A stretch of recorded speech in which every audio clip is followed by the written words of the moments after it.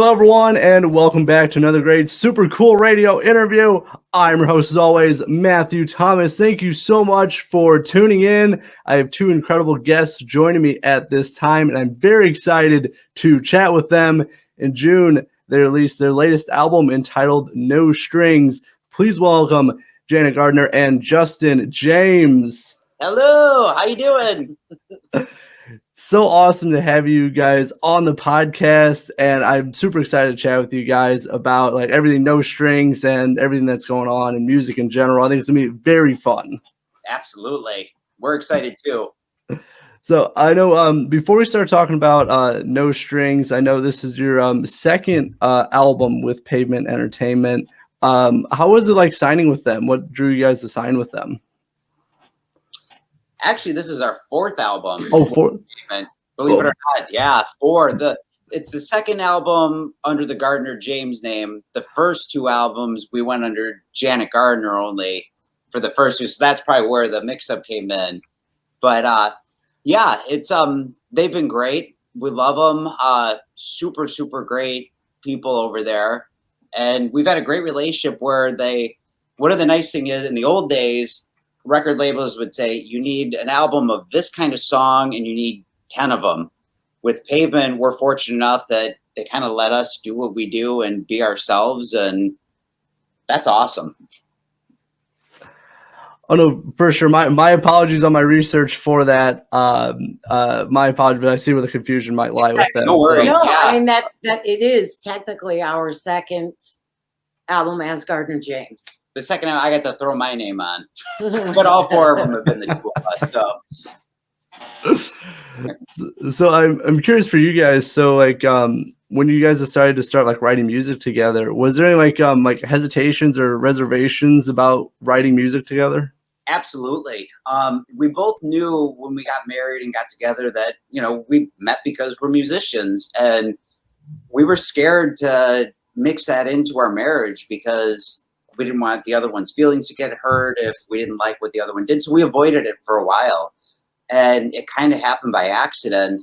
And we realized pretty quickly that we enjoyed it. We had a great time. And next thing we knew it, every week we were writing a new song and finishing it. And it was really rewarding. And yeah, so here we are today, 4 albums later, and we're still loving it, still having a great time. And I joke around, and a lot of married couples are going, what movie are we going to go see this weekend? Or where are we going to go to dinner? We're going, what time are we going in the studio so we can write and record the next song? Because we enjoy it. We love it. No, I'm really happy, really glad for you guys that things are working out. You guys work very well together, and plus you've been pumping out some really killer music as well. Thank you. So I did want to talk about so obviously No Strings was released back in June. So for you guys, like I've heard that you guys record at home for your music. Is that like a different experience to like record at home compared to like in a studio? I think so. I think it's less pressure. I mean, because we're not on a time clock. Usually when you're in a big studio, there's a nice digital clock, right above the mixing boards that are it's your time limit. And once that runs out, you're gone, you're done, and it's expensive. But at home, we get the luxury of moving at our own pace and really being able to dive in. And, whenever you're writing a song, you hear it in your head first. And it really allows you that time to get it to where you hear it and where you want it to be. Or like if I come up with something and she hears a different idea in her head, it gives us freedom for her to go, try it this way. And usually I'll go, no, you're going to be wrong. And then I'm going, no, you're right, honey. That was better. It's nice to just record in your slippers too.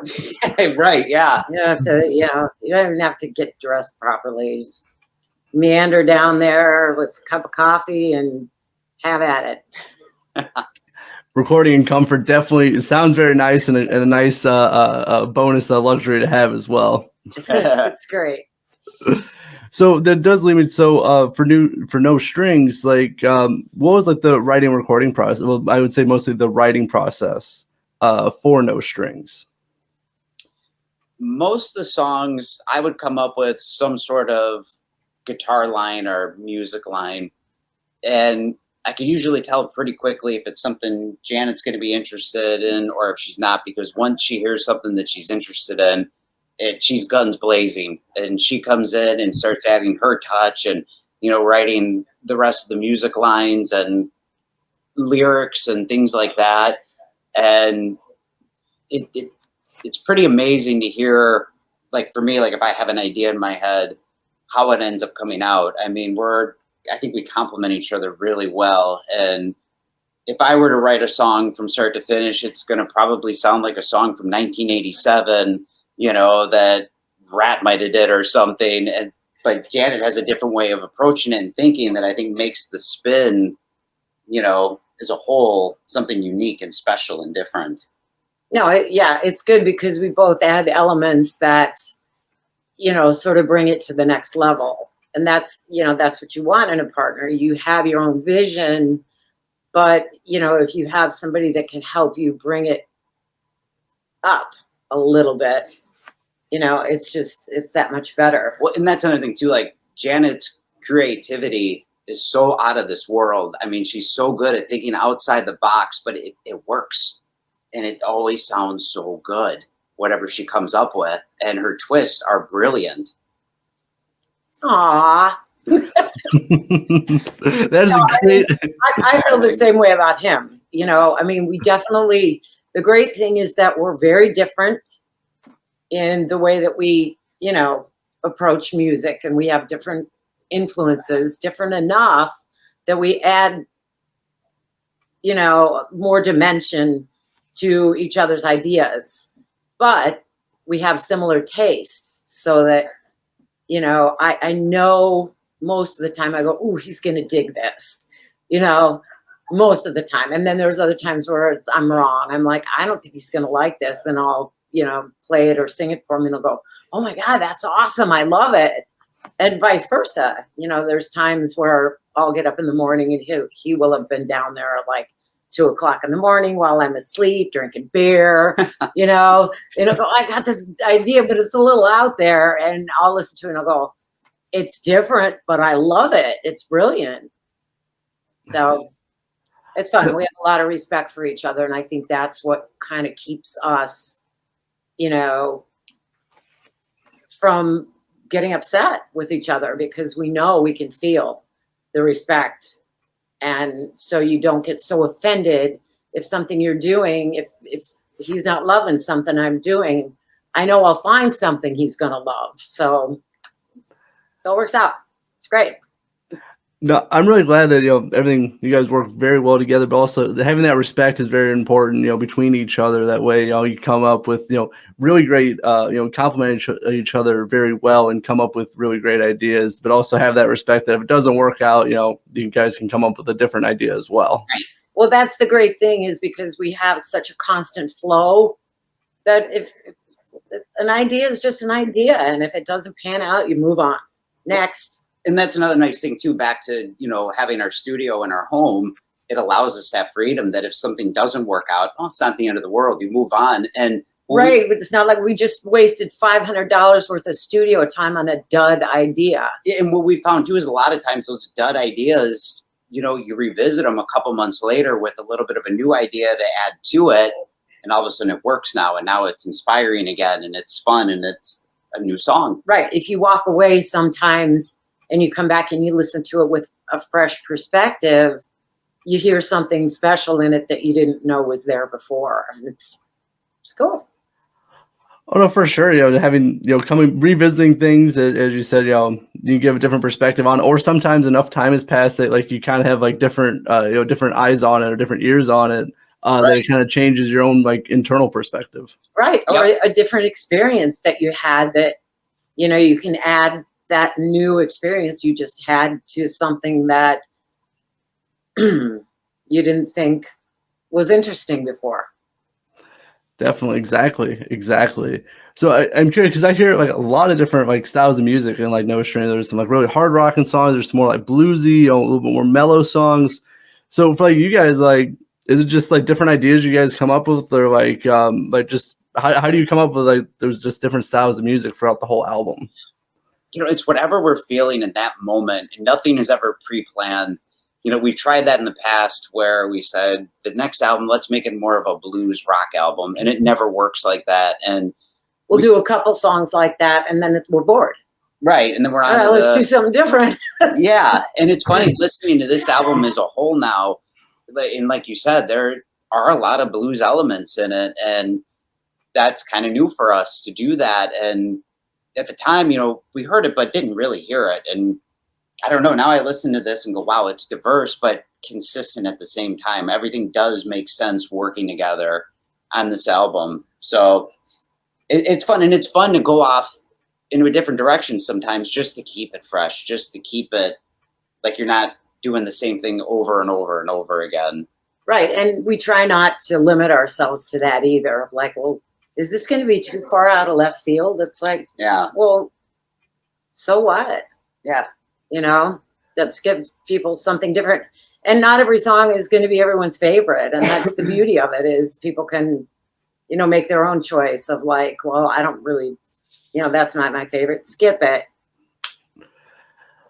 Oh no, for sure. But like when I was listening to this album, you know, preparing for this interview, like I noticed like I had to listen to like the whole thing. Like it just flowed so well that like the song just go like one after the other. I was like, I was gonna like go to bed or something. I was like, you know, I want to stay up. I want to finish this album just because I really like the flow of it. And I'm so glad you said that, because in today's world with Spotify and streaming, I think that's the problem. You know, when you had CDs or albums, you would listen from the first song to the last song. And there's a reason why songs are put in certain orders, because it's the consistently and it gets the message across. But when you're streaming, a lot of people, you know, if you go to Spotify, the top 5 songs of somebody's music catalog, they'll listen to it and they're not getting the whole picture. They're only getting part of it. But when you do what you did, you get it more. It kind of makes sense.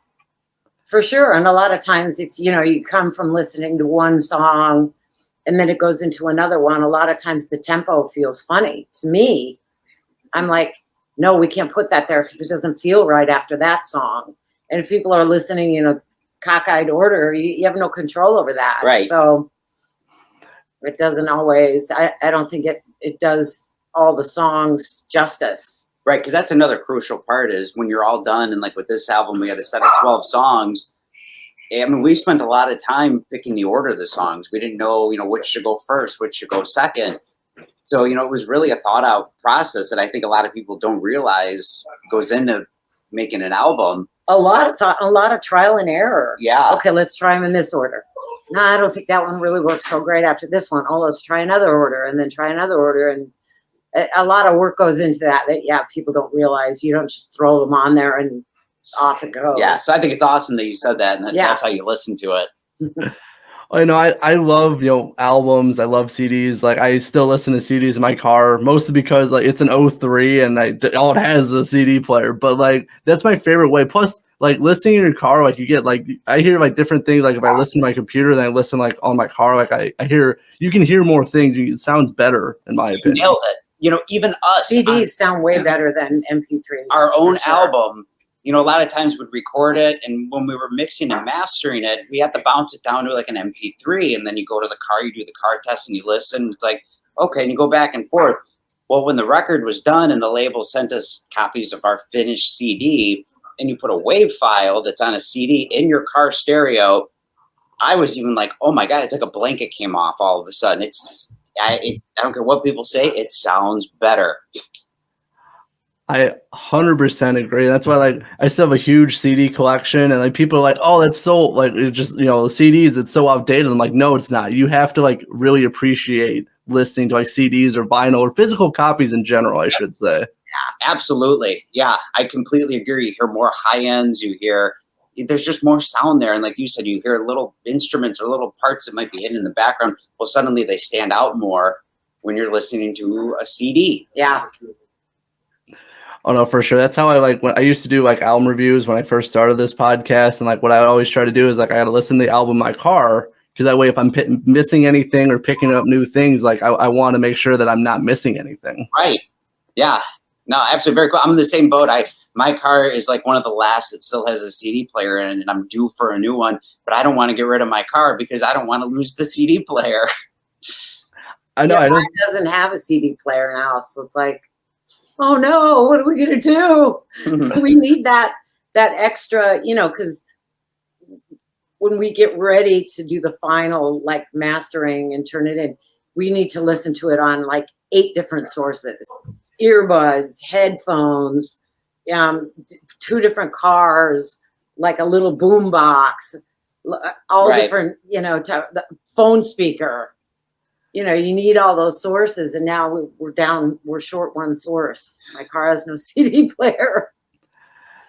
I know. Yeah, unfortunately, they've been getting rid of like all the nowadays. I think like in the last couple of years, like there's no cars with CD players in them. New cars anymore, and it's a shame. At least that's why like I'm not upgrading for a very long time. I'm keeping my car as long as I can because even if it doesn't run, you have to keep it in the driveway for the CD player. Yes, exactly. Exactly. But like, it's so cool for you guys that you test it out on all of those different mediums of speakers just to make sure that you're ensuring the best quality for anyone, no matter what they're listening to and how they're listening to it. Yeah, absolutely. I mean, we, especially with this album, in the past, we write, we record, and we get it to the point where we think it sounds really good, and we're happy and we're still pleased looking back. This album, we really didn't leave any I's not dotted or T's uncrossed. We spent a lot of time. We had some songs that had 60 different mixes on it. And yeah, I mean, just basically like a mad scientist, you go crazy. And then he did that.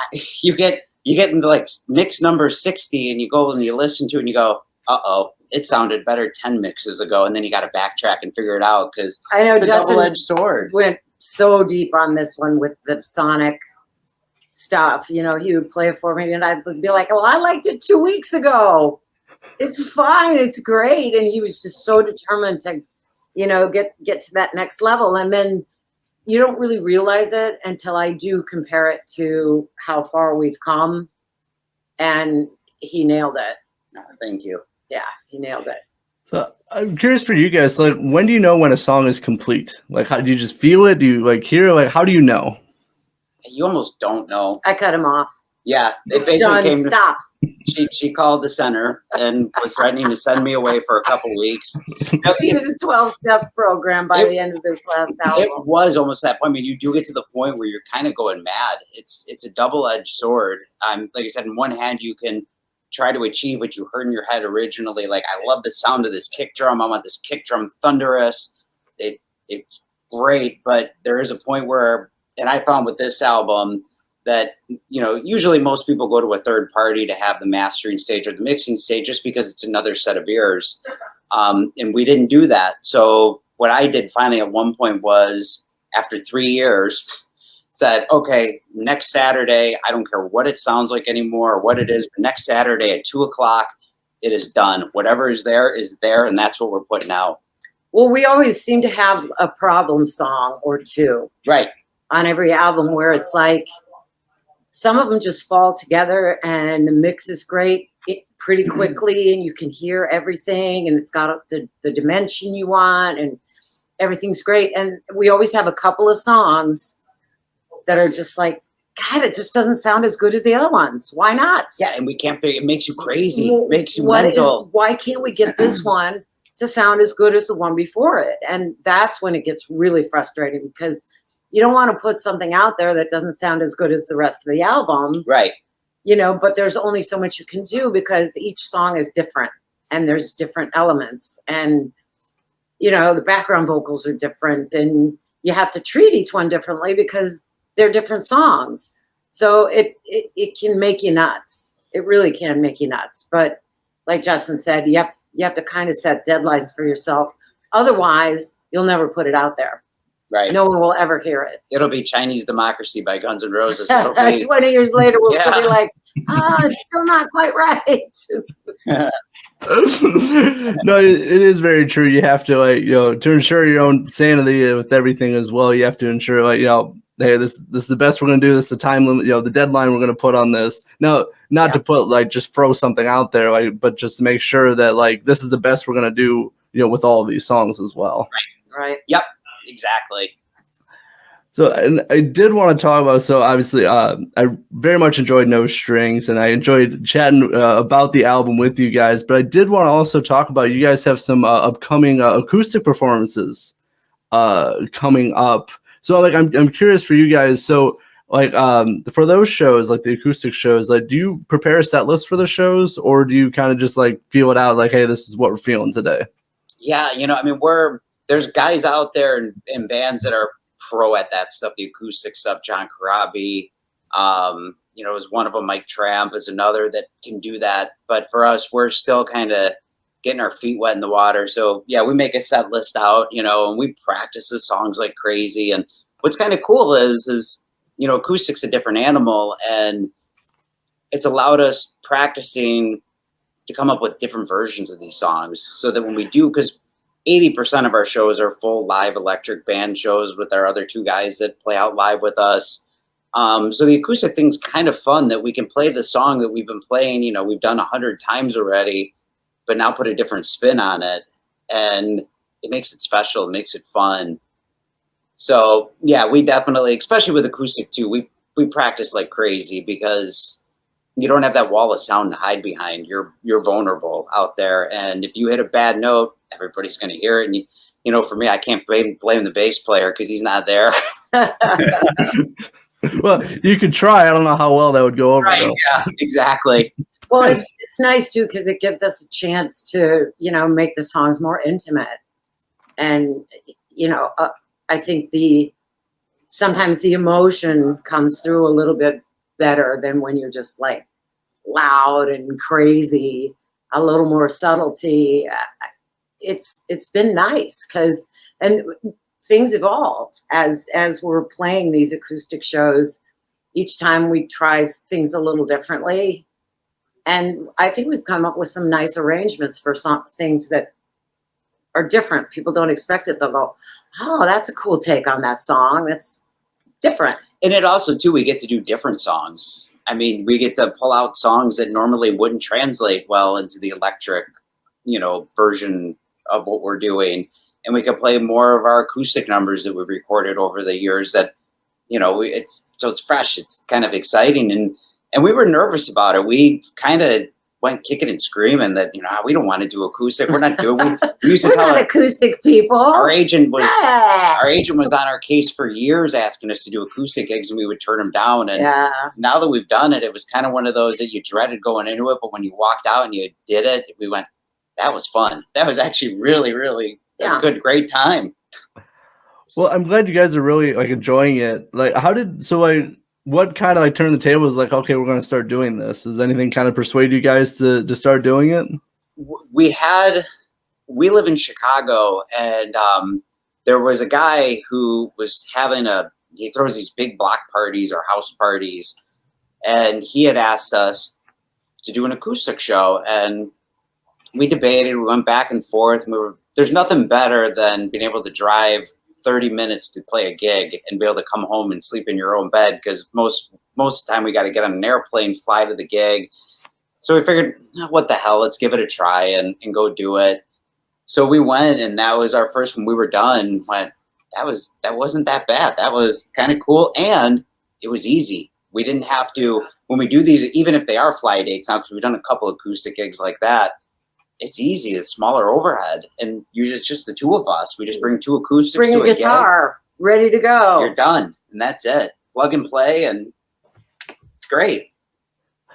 Oh no, for sure, a lot easier for you guys, and less overhead.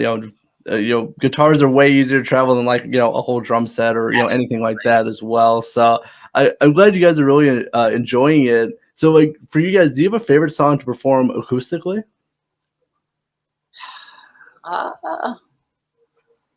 One of my favorites is off our second album called Kicks Me Back. It was kind of our first. It's a rock song, but it has a little bit of a country detuned sound to it, and I love acoustics when they're detuned. There's something it adds that bottom bassy end to it, and Janet just sings the hell out of it. And I love playing that. And that's when we don't do electric and we only do acoustic. And yeah, I have a lot of fun with that. And it's just great. Just, it's a foot stomper of a song. So even though we don't have our drummer, unfortunately, with us, we're stomping our feet. The audience stomps their feet. And it's like somebody's got a big, giant kick drum going at the same time. It's a blast. I like that one too. And I like A Way to Your Heart. Oh, right. I think that one comes off nice. Yeah. Acoustically. That's another one off the same album. Yeah, Your Place in the Sun, which yeah. No, right on. Very, very good picks with everything, your explanations behind it as well. So I'm glad, as I said, that everything going really great for you guys with the acoustic shows and everything. But I do got just a few more things to be wrapping this up. I had an awesome time chatting with you guys. I very much appreciate it. So my really last big question, I know this is a little bit challenging, but I'm curious for you guys. What have been some of your favorite moments from your musical career so far? Oh, God, that's harder than I thought it would be to answer, because just the fact that we even get to do what we do is such a highlight. And, to try to narrow that down. Go for it, honey. I'm thinking, oh my God, you've stumped me, and it's a kind of such. Oh, really? Okay, my apologies for that. No worry, no.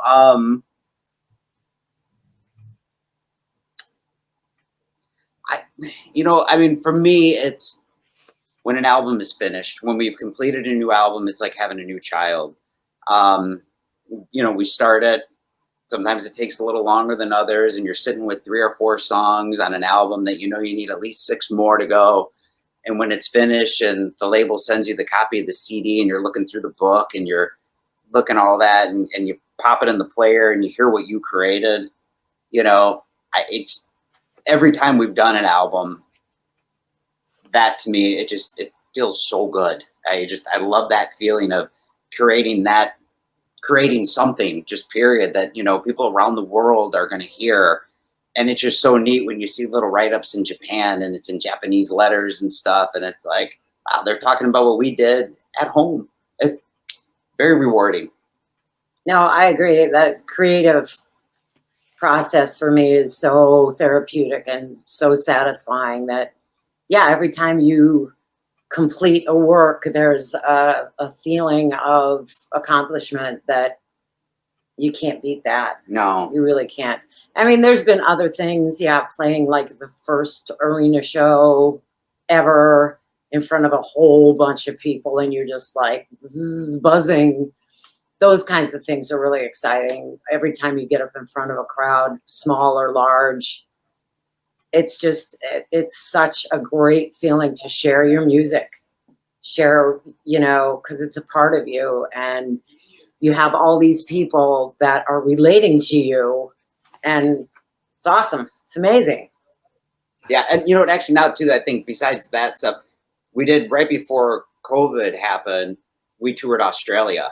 And it was the first time either of us had ever been to Australia. And we were out there for close to 2 weeks.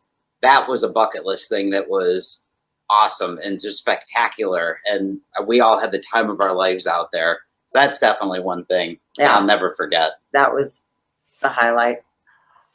That sounds like some really great moments. Sorry, I put you on the spot a little bit with that one, but it was really cool. I definitely agree with like releasing music. Like you connect with people that around the world, like people you don't even know, and you're like connecting with them through music. It's a universal language, and it's really awesome to be able to speak that language. It's an honor.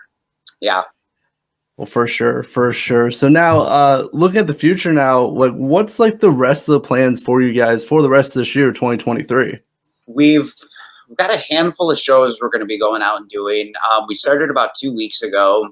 We played a show with Queensryche, ironically at a theater where we first met. So that was really special. So we got to go back and, it had extra special moments to it.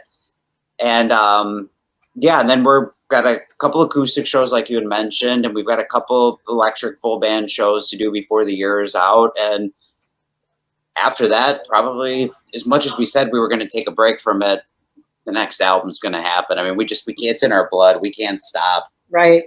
And then also too, on the 18th, there's a new documentary coming out on Paramount Plus that they came and they filmed, and they did a lot of filming with Janet, talking about the history and, being in the music scene through the 80s and stuff. And they came to our studio, got a little behind the scenes, and it was back when we were still working on No Strings. So there's some behind the scenes footage of us actually recording the new album on there. And that comes out next Tuesday. Yeah, it's called I Wanna Rock, the 80s Metal Dream. Oh, well, right on. Definitely looking forward to checking that out. Sounds really cool. I'm definitely gonna check it out. So that sounds really awesome. So for you guys, before we sign off, where the best place to find Gardner James online? Facebook, Gardner James on there. We both have personal pages on there as well. JanetGardnerMusic.com is the website, and that has everything, our YouTube videos, our tour dates, news of what's happening, what we're up to. YouTube, Gardner James or Janet Gardner, you can look up on there. You can get your physical copy of the album from Pavement. From Amazon, though. And yeah, Amazon. Yeah. Yeah. Very good. Cool. Very good. You'll find us everywhere. All the typical spots besides TikTok. We did dabble in TikTok, but our kids had to show us how to use it and forget about it. And I get stuck on the funny animal videos. Right. She gets distracted. I can't.